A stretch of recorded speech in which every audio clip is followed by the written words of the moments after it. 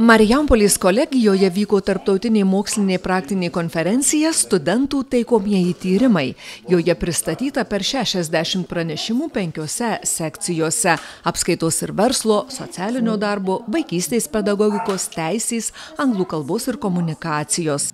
Ši konferencija yra ypatinga, nes turime nemažą dalį tarptautinių pranešimų. Tai vieni studentai, kaip Latvijos universitetas, jungsis tiesiogiai ir tai bus nuotoliniu būdu.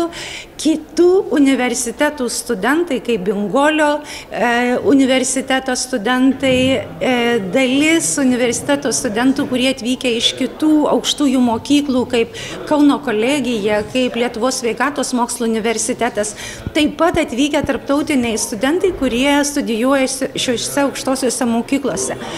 Stebimas labai įdomus reiškinys, tokia tarytum nauja simbiozė, kada atvyksta studijuoti užsienio studentai ir čia jie atranda probleminės sritis ir kartu su dėstytojais rengia pranešimus. Tai visiška naujovė mūsuose ir kad mes turim tokį platų ratą pranešimų ir iš Pakistano, ir iš Turkijos, ir iš Liepojos, Indija atvyksta. Tai tokiu būdu labai yra įdomu, kad mes galime pristatyti tarptautinio lygio pranešimus. Konferencijoje siekiama plėtoti jaunųjų tyrėjų mokslinės kompetencijas, organizacinius įgūdžius. Jos tikslas įtraukti studentus į mokslinės veiklas, ugdyti jų gebėjimus pristatyti savo tyrimų rezultatus. Yra tikslas toks ir didinti Marijampolės kolegijos mokslinės produkcijos apimtis bei viešinti kolegijoje vykdomą mokslinę veiklą. Dekano teigimu, Marijampolės kolegijoje sudarytos geros sąlygos studentų moksliniai veiklai. Neseniai mes įvykdėme projektą studijų infrastruktūros gerinimas įgyvendinant regioninį kolegijos modelį ir yra jau baigtas visiškai rengti socialinių tyrimų centras, kur galima bus atlikti kokybinius tyrimus.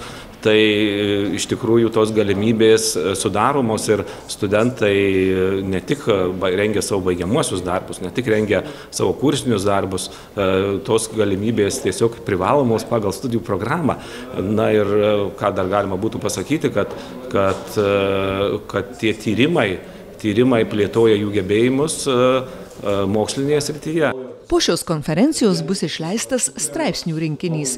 Jis bus recenzuojamas, o tai reiškia, kad jis atitiks mokslinėms publikacijoms keliamus reikalavimus.